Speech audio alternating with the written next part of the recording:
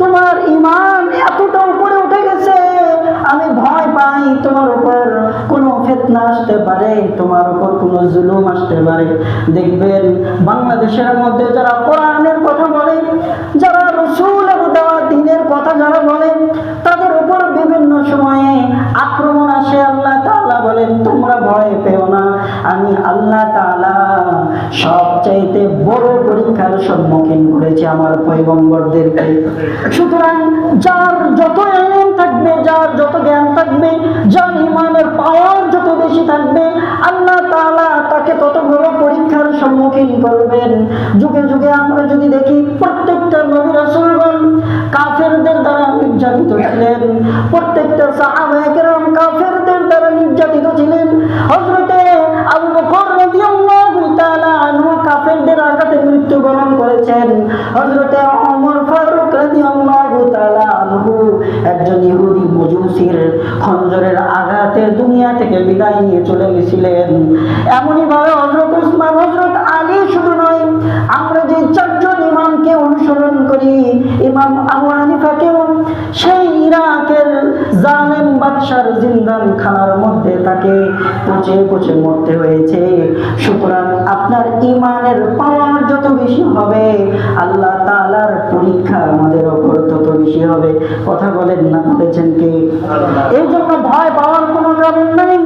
এই বালকটি যখন বিসমিল্লাহির রহমানির রহিম বলে এই বাঘটাকে যখন মেরে ফেললো, ফেলার পরে যখন ওই রাজপ্রাসাদে ফিরে গেছে, রাজপ্রাসাদের মধ্যে বালকের সাথে একজন উজির সব সময় থাকতো। উজিরটা ছিল জন্মান্ধ।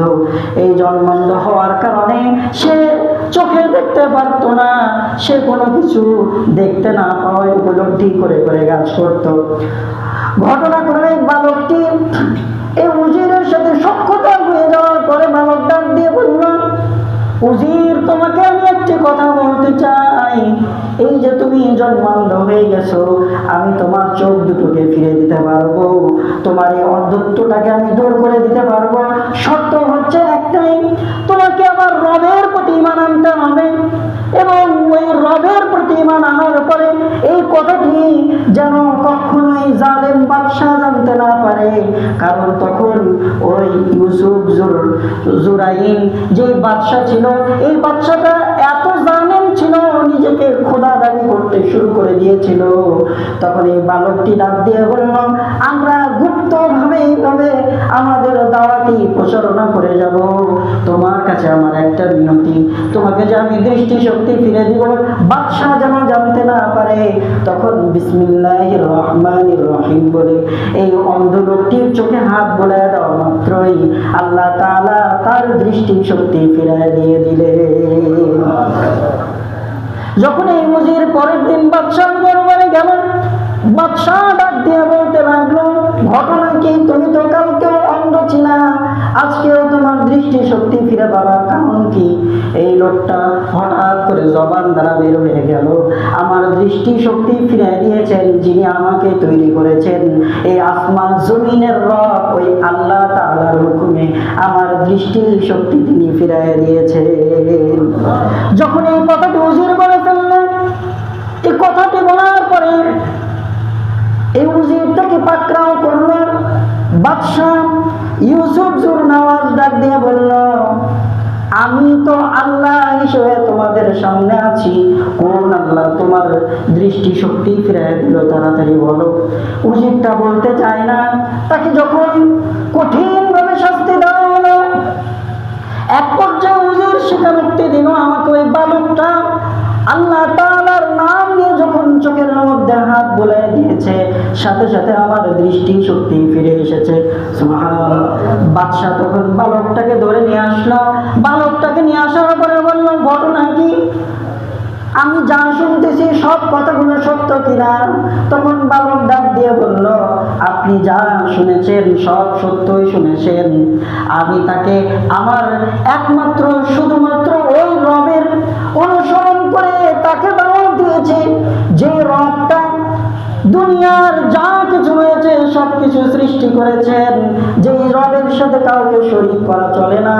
তুমি তো বিবাহ করেছো, তোমার সন্তান আদি আছে, তুমি মারা যাবে, কিন্তু আমার ওই রব কখনো মারা যাবেন না, তিনি চিরঞ্জীব।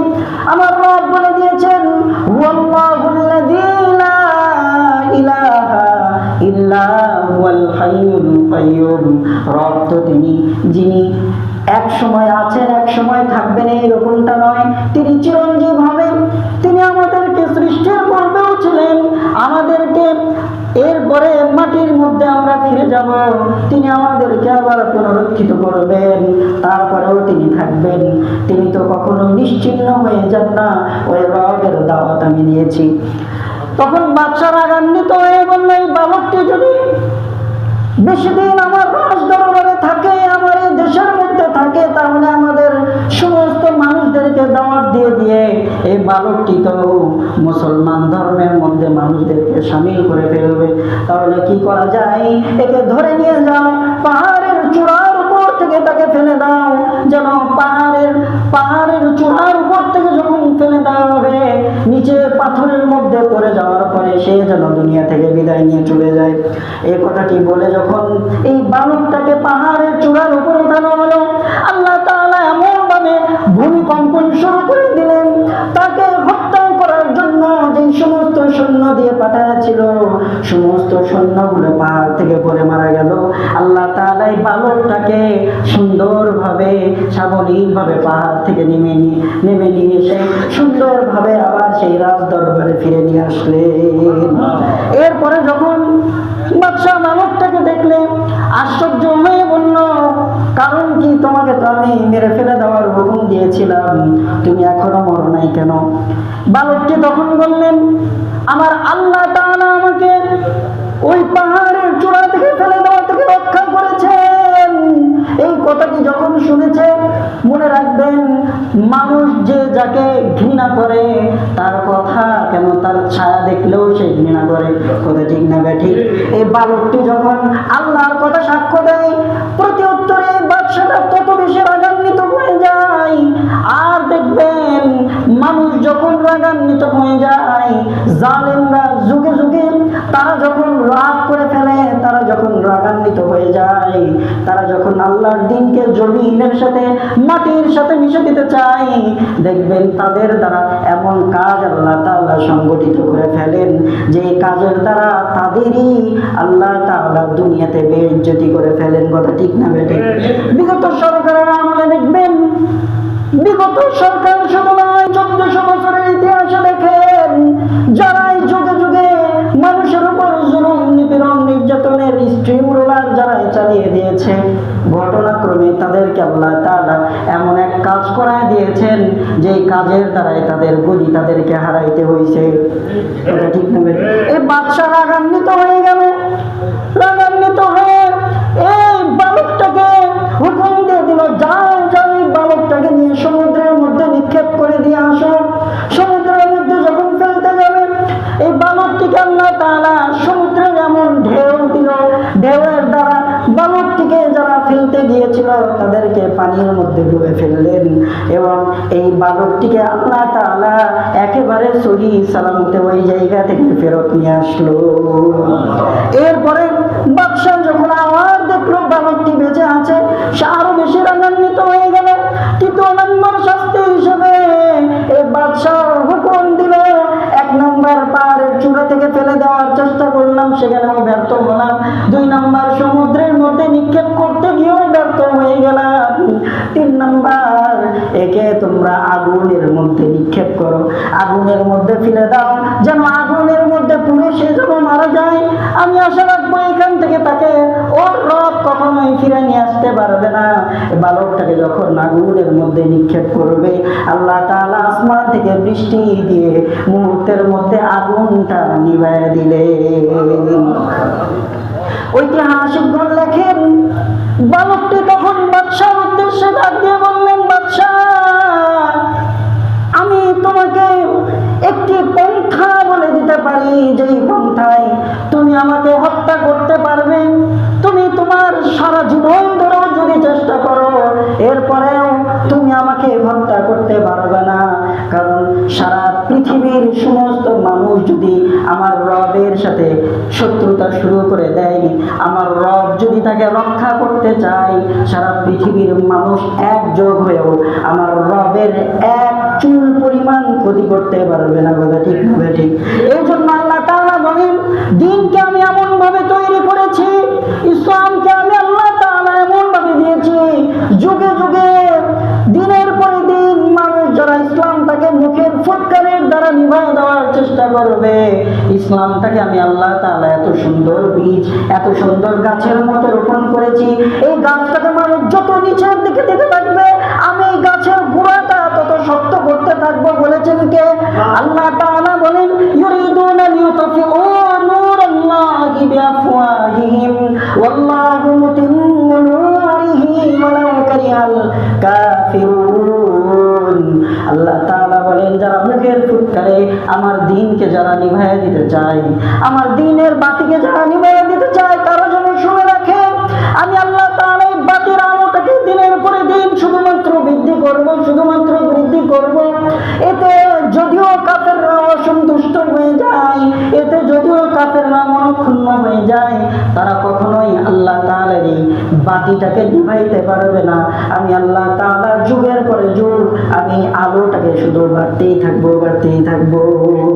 এবার আসলে এই বালকটা ডাক দিয়ে বললেন, তুমি যদি আমাকে মারতে চাও, একমাত্র পন্থা আমি তোমাকে বলে দিতে পারি, যে পন্থা অবলম্বন করলে তুমি আমাকে মারতে পারবা, এছাড়া আর কোনো দরজা তোমার সামনে খোলা নাই। এই বালকটি তখন বলে দিলেন, একমাত্র শুধুমাত্র এই পন্থাই তুমি মারতে পারবে।